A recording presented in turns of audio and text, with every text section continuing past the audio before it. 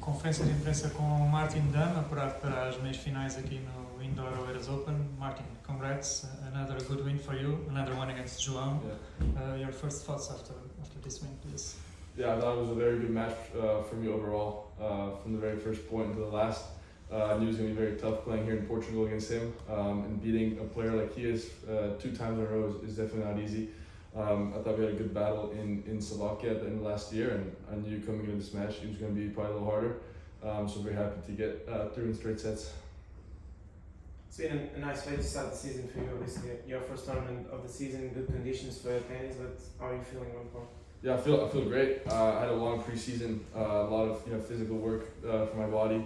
But yeah, I mean, at the end of last year, I started to gain a little more confidence. So coming indoors, I think was the best idea for me for my game, and to keep my confidence and hopefully keep gaining it with confidence. I would like to face you because 23 aces yesterday, 20 today. How was your assessment about your serve? Of course, it was amazing. Yeah, I mean, the serve is, it's kind of my game, revolves around the serve. So, hearing these stats is very good for me.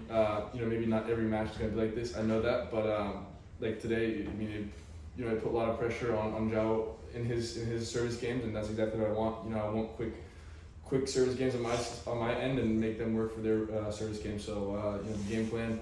Obviously, it worked great, but it's going to be tough to keep it up every single match. How important is it for you to know you have sort of a safety net with your serve? Yeah, it's like I said, it's kind of my game. Even if I play terribly, I know I can kind of bank on my serve.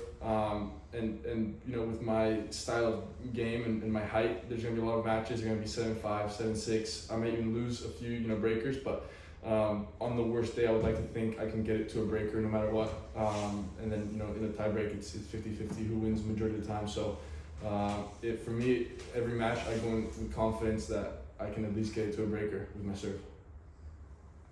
When did you understand that you'd be as big as you were and you'd get a serve like that? Because obviously we have some very good servers in the last 10 to 20 years. Yeah. And when did you understand that your tennis would be that style of play? I mean, I was tall from a young age. When I was 13, I think I was it was pretty clear how tall I was going to be. But with my height, a lot of advantages and disadvantages obviously as well. I think my clarity around my game wasn't always 100%. I wanted to play from the back, and confidence coming to the net every time at a young age is not easy. You lose majority of the points because you don't know how to cover the net and stuff. But I think honestly, within the last few months, I really got full confidence in my serve. Before it was like 1 good match, 2 good matches, and then third match wasn't great. And now I feel like the consistency of my service game is allowing me to free up from the baseline. And like today with Sosa, I thought from the back I felt very comfortable. Obviously I was a few mistakes still, but it puts so much pressure on them to win those baseline games. So I think within the last few months it was kind of like it clicked for me, and I understood my game more. Yeah, I was about to ask you that because I watched you play in Sintra and in Setúbal a few months ago here in Portugal, and you look much more comfortable from the back. I want to ask you about that. Did you feel like that in the last couple of months that you improved a lot, especially your footwork and movement? Do you feel like that? Yeah, I mean, I think with me, with my game, and if you ask any other big player, is a lot of their game evolves around confidence. And during that time, I thought I was playing good tennis, but I wasn't confident. And I was kind of lost on the court, with decisions, and obviously when you gain confidence mentally, you free up. For me, it was the biggest focus this off season was working on the things I'm good at, but obviously getting better at return games as well to help me in my service games as well. So yeah, those tournaments here, I think it was maybe a little bit after summer in like September, October. That's exactly what I needed. Was to play a lot of matches and kind of see my game getting better, and it showed at the end of last year. I beat some good guys, and I think due to those matches, I'm playing well to start the year. Being from the States, it's impossible not to ask you about John. John is. Have you had a chance to have a conversation with him? Yeah, I'm actually I'm not very close, but yeah, we get along well. We play NHL fantasy together. I texted him a few days ago, so you know it's. I think a lot of Americans they're pretty close. You know, we get along all pretty well. So, you know, having John and obviously Riley as well. You know, as idols to look at. Obviously Pete Sampras, Andy Roddick. You know, all unbelievable servers. So, you know, of course, you know, you try to learn from the best servers, and I was very fortunate to have you know a lot of ex and current great American servers. Any special advice? Honestly, just toss it up and hit it as hard as you can. You know, just hope it goes in. It's a good one. You are tall like them, but you are lefty, which makes it probably even tougher to return. Do you think that? Yeah, I mean, yeah, I think I don't know for righties, but me playing a lefty, you know, it never makes it. It's not easy. So, you know, we have those those weird spins and whatnot. So of course, I think it's a little bit better, but. You know, you still gotta make the serve, and you know, you still gotta win points. So, but of course, I think it's a little bit more of an advantage. Yeah. And it seems like the American tennis are in pretty good hands at the moment. Of course, Ben is lefty and a good server like you, but of course, Francis is savvy. How do you see the current stage of American tennis? Yeah, I think we're just everyone's working really hard, and everyone's trying to be better than the other guy. You know, I don't know how many people are top 30 in the world of Americans, but you know everyone wants to be better than the next guy, and it's a healthy relationship. Obviously, USTA has done a great job as well. You know, for me, from a young age, you know, being in that environment, you know, having you know Riley and Tommy and Francis, Sebi, all these guys, you know, train in front of my eyes from you know 12 years old. So yeah, I think we're all just kind of you know starting to understand, especially them, that they can beat the top guys. And you know, I'm starting to you know kind of get that feeling in the Challenger level right now. What are your goals for the season? Of course, now you're gonna reach your first Challenger final, but what else? Yeah, I mean, honestly, it's just to stay healthy. You know, and keep playing good tennis, keep getting better. You know, I would love to play you know Wimbledon and French Open. I think that's on my mind. But you know, if I don't make it, you know, it is what it is. I just missed out on Australia. You know, it's not the end of the world. You know, I'm still 20 years old, and hopefully there's going to be many years to come for me at the Grand Slam. So, like I said, you know, just kind of keep getting my game better and staying healthy is the biggest thing, and obviously, you know, being happy on the tennis court. You know, I think those are the three biggest things for me. And thinking far ahead, which goals do you have for your career? Of course, everyone wants to be top 10, win slams, but do you have any particular goal to achieve? Yeah, I mean, you know, everyone says they want to be number one in the world and win, you know, every Grand Slam, but it's only a handful of people that are able to do that. You know, for me, it's you know small steps. You know, getting top 100, and then eventually, you know, wanting to get higher than my dad was. You know, kind of get the bragging rights in the house. But no, I mean, like I said, I mean, it's just you know, I don't really put pressure on myself ranking wise. You know, I just want to you know go and enjoy every match, and you know, if I'm able to live out you know the experiences playing night matches on Arthur Ashe, you know, that'd be amazing for me. But you know, I'm not gonna sit here and say I'm gonna win, you know, 20, 25 Grand Slams and be better than Djokovic. You know, it's just for me, it's just you know playing, you know, for happiness and you know getting top 50 in the world. I think regardless is an unbelievable achievement. So, you know, I just take it kind of step by step. You beat a certain Carlos Alcaraz once at Wimbledon Juniors. How do you see what he's doing in the last couple of seasons? Did you expect that back when you played him at Wimbledon? No, I didn't think he was gonna be. Obviously, no one. You know, you can't predict an 18-year-old, 19-year-old being number one in the world. But when we were younger, it was. I don't know how familiar you are with the 2003 and 2002 years, but you know we had you know Musetti, Alcaraz, Medvedev now, Goboli, Passaro. There were so many people that I don't think we understood how good our level was at that age. And you know I beat Alcaraz twice. Me and Rune, it's you know won all. Everyone was so damn good for their age.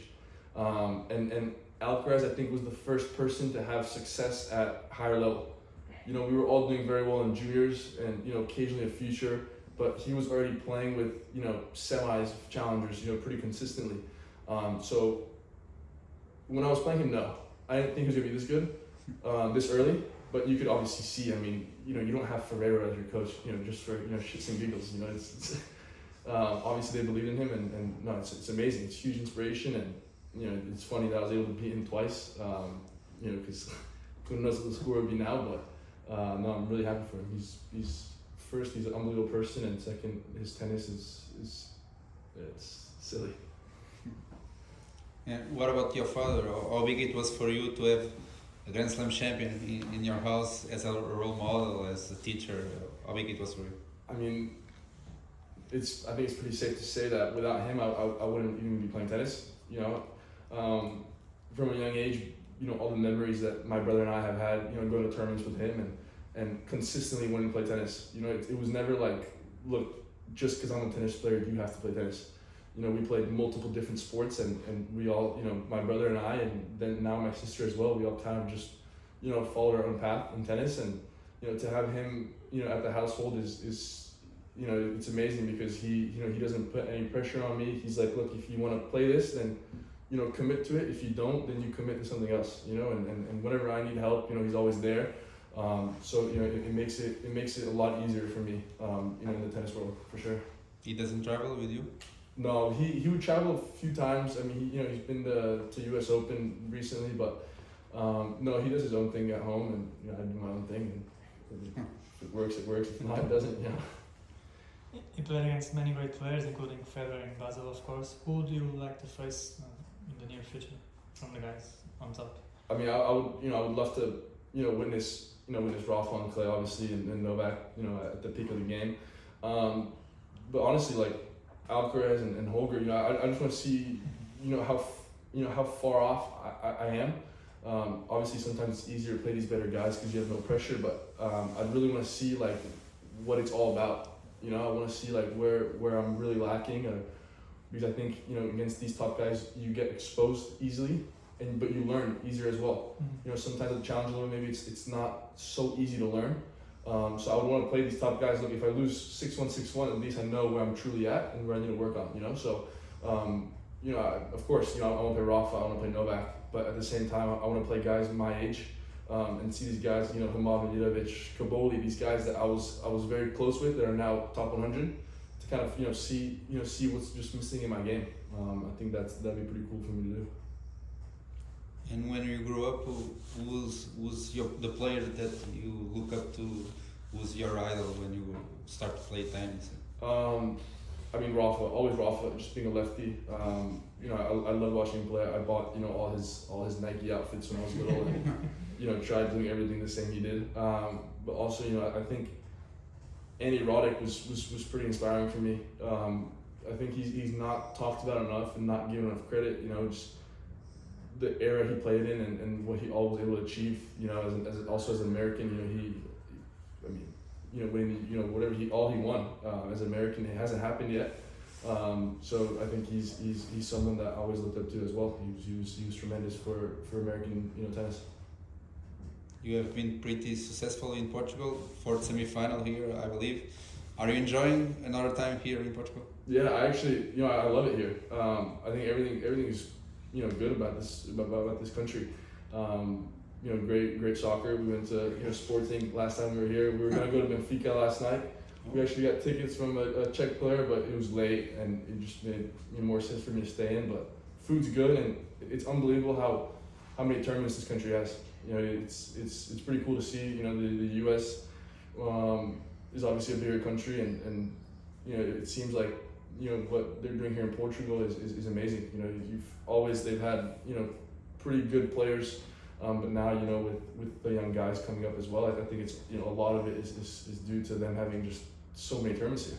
You know, Italy had the same thing, and you could see how many good Italian players, you know, came. If you have, you know, stretches of 6 weeks of tournaments, it makes it a lot easier to break through.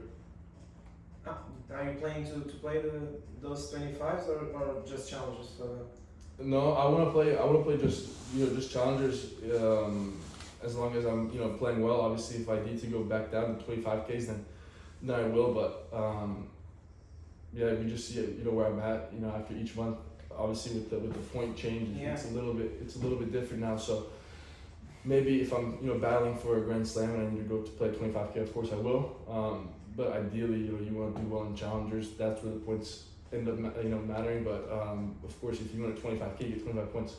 It's a lot of points. So yeah, we'll see where I'm at, you know, in 2-3 months and kind of go from there. But like I said, it's for me, it's easy. You know, we have a place in Prague, so you know, it's an easy flight, and you know, everything's easy here. So you know, it's good. Okay. you so much. Thank you.